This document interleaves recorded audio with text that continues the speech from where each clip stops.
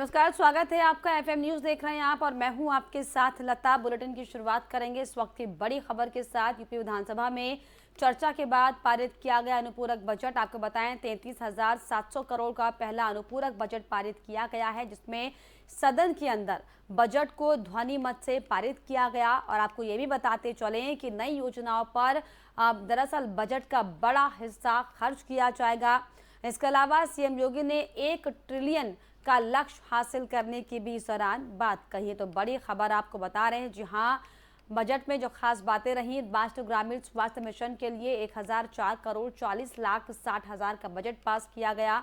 इसके अलावा यूपी विधानसभा में साफ तौर पर चर्चा के बाद अनुपूरक बजट पास किया गया है। 33,700 करोड़ का पहला अनुपूरक बजट पारित किया गया। सदन के अंदर बजट को ध्वनि मत से दरअसल पारित किया गया। इसके अलावा ये भी बताएं कि नई योजनाओं पर अब एक बड़ा जो हिस्सा है वो खर्च किया जाएगा, ताकि लोगों की मुश्किलें कम हो सके। और ये भी सीएम ने कहा कि 1 ट्रिलियन का लक्ष्य हासिल करने की बात सीएम योगी ने कही है।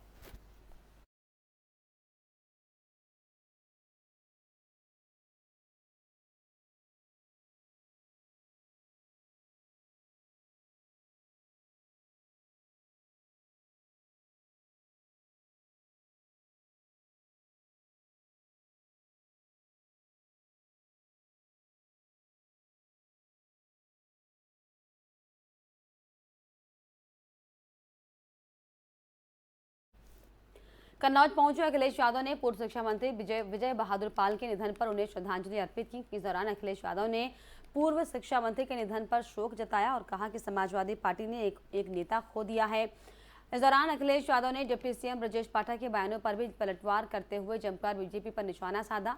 क्या कुछ कहा, आपको सुनवाते हैं। बिल्कुल जमीनी नेता थी। समाज की तमाम बुराइयों से लड़ते लड़ते और जीवन भर गरीब और गांव में रहने वाले लोगों का दुख दर्द समझ करके जहां वो लगातार सामाजिक कार्य कर रहे थे, जहां वो शिक्षा का महत्व समझते थे, समय समय पर वो अपनी बातों से, तर्कों से लोगों को प्रभावित करते रहे। बहुत ही लोकप्रिय नेता रहे यहाँ के। मैं उनसे पहले चुनाव से जुड़ा हूँ। जब मैं पहला चुनाव यहाँ लड़ने आया था, इस क्षेत्र के आसपास के क्षेत्र में वो खुद मुझे लेकर के गए थे। जो उनका समझाने का तरीका, कहने का तरीका और राजनीति की जो समझ थी, समाजवादी विचारों की वो जो जानकारी थी, वो समाजवादी आंदोलन में जनसेवा केंद्र संचालक की हत्या का मामला सामने आया। दरअसल मामला थाना असमोली क्षेत्र के मतावली पट्टी गांव का है, जहां जनसेवा केंद्र संचालक के कई दिनों से रहने के बाद अब हत्या की बात सामने आई। परिजनों का कहना है कि संचालक की हत्या कर शव को बंद पड़े भट्टे में फेंक दिया गया। यही नहीं, मृतक के खाते से लापता होने के दौरान ही अकाउंट से रुपए भी ट्रांसफर किए गए। वहीं परिजनों का आरोप है कि शिकायत के बाद भी पुलिस ने इसमें जांच नहीं की, जिसके चलते अपहरण के बाद संचालक की हत्या कर दी गई। यही नहीं, गुस्साए परिजनों ने 2 घंटे तक शव को उठाने नहीं दिया। हालांकि पुलिस के आश्वासन के बाद पुलिस ने मामले को शांत कराया है।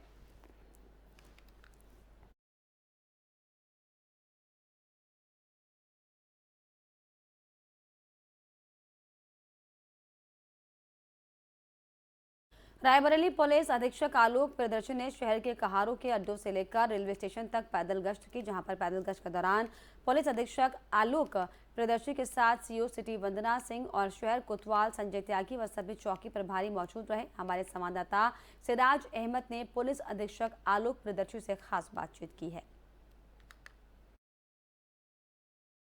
अपराध पर लगाम लगाने के लिए जिले के मुखिया का तेज तर्रार होना जरूरी है। और अगर हम बात करें रायबरेली के पुलिस अधीक्षक आलोक प्रियदर्शी की, तो वह काफी तेज तर्रार हैं। और जिस तरह से रायबरेली में आए दिन खुलासे होते हैं, उन खुलासों को करने की अगर बात की जाए तो पुलिस अधीक्षक आलोक प्रियदर्शी की अहम भूमिका होती है।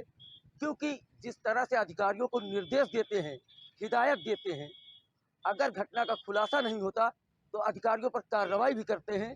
सीधा बात करते हैं आज। सर, आपका हमारे चैनल पर बहुत बहुत स्वागत है। धन्यवाद आपका। सर, जिस तरह से देखा जाए कि अगर घटनाएं होती हैं तो उसका खुलासा होने में समय नहीं लगता, इसमें अहम भूमिका आपकी है, क्या कहेंगे? नहीं, इसमें मेरी अहम भूमिका नहीं है। एज अ सुपरवाइजरी ऑफिसर ये मेरा काम है कि मैं अपने सबॉर्डिनेट्स को उनको दिशा निर्देशित करूं, उनको राह दिखाऊं कैसे क्या करना है। बाकी का सारा काम वो लोग करते हैं और पूरा श्रेय जो भी अच्छा काम होता है उसका हमारे जो विभाग के अन्य हमारे साथी कर्मचारीगण हैं, अधिकारीगण हैं, उनको है। सर अगर देखा जाए जब खुलासे नहीं होते तो आप कार्रवाई करने में फैसला टाइम नहीं लगाते हैं। अभी अगर बात की जाए मिल एरिया क्षेत्र की तो 7 अधिकारियों को आपने मिल एरिया से लाइन भेज दिया क्योंकि आपकी कार्रवाई का जो असर है उससे रायबरेली की जो पुलिस अधिकारी है वो भी समझ रहे हैं इस बात को कि हमें अगर घटना हुई तो उसका खुलासा करना है। तो आपकी जो अहम भूमिका है जनता आपके काम की सराहना कर रही है। कभी देखा जाता है पैदल गश्त करते हैं, कभी रात को सड़कों पर निकल पड़ते हैं। तो इन चीज़ों को लेकर के रायबरेली की जनता का जो आप पर विश्वास है, क्या कहेंगे जनता के लिए? जनता का ये विश्वास बनाए रखने के लिए पुलिस बल एज ए टीम लगातार काम करता रहता है। 24/7 हमेशा हम लोग एक्टिव रहते हैं और सिर्फ मैं ही नहीं, मैं अपेक्षा करता हूँ अपने सारे पुलिस कर्मियों से कि जनता की सेवा के लिए, जनता की सुरक्षा के लिए सदैव तत्पर रहें और अपनी तत्परता को दिखाएं ताकि जनता के अंदर एक सेंस ऑफ कॉन्फिडेंस रहे। उनको लगे कि भाई यहाँ जो ज़िले की जो कानून व्यवस्था है वो ठीक ठाक है और यहाँ की पुलिस उनकी मददगार है, उनके सहयोग के लिए हमेशा खड़ी है। सर आखिरी सवाल कि जिले के जो बॉर्डर है, बॉर्डर पर आपने सीसीटीवी कैमरे लगवाए हैं ताकि अपराधियों को रोका जा सके। हाँ, यहाँ करीब 7 जिलों का बॉर्डर हमारे यहाँ से लगता है। ऐसे करीब 20-21 पॉइंट चिन्हित करके उन सब जगहों पे बैरियर लगा करके, कैमरे लगा करके चेकिंग कराई जाती है लगातार 3 शिफ्टों में, 8-8 घंटे की शिफ्ट में, ताकि बाहर से आने वाले अराजक तत्वों पे उनकी चेकिंग हो सके, उन पे निगाह रखी जा सके। Thank you sir. ये थे हमारे साथ रायबरेली के पुलिस अधीक्षक आलोक प्रियदर्शी जिन पर रायबरेली की जनता भरोसा कर रही है क्योंकि जब रात का समय होता है तो वो सड़कों पर निकल पड़ते हैं, पैदल गश्त करते हैं, अधिकारियों के साथ बैठक करते हैं, समीक्षा करते हैं और अधिकारियों को दिशा निर्देश जारी करते हैं और यही कारण है कि रायबरेली की जनता अब आलोक प्रियदर्शी पर पूरा भरोसा जता रही है। कैमरा पर्सन वसीम के साथ सिराज अहमद, FM न्यूज रायबरेली। अपराध पर लगाम लगाने के लिए सड़क हादसों में बढ़ती मृत्यु दर कम करने के लिए पुलिस अधिकारी अब स्कूल जाकर इस पुलिस की पाठशाला लगा रहे हैं। ताज़ा तस्वीर कन्नौज के पब्लिक स्कूल में देखने को मिली, जहां पर सदर कोतवाली प्रभारी राजकुमार सिंह ने स्कूली बच्चों को यातायात नियमों की जानकारी दी। कोतवाली प्रभारी ने सभी बच्चों को शपथ दिलाते हुए कहा कि सड़क पर वाहन चलाते समय यातायात नियमों को पालन करेंगे। साथ ही साथ बच्चे घर में अगर उनके पिता व भाई बिना हेलमेट के बाइक से बाहर निकलते हैं तो हेलमेट पहनने के लिए बोलेंगे। स्कूली बच्चों के साथ दोस्ताना अंदाज में बात करते हुए कोतवाली प्रभारी राजकुमार से भी बच्चों ने यातायात नियमों का पालन करने का वादा किया।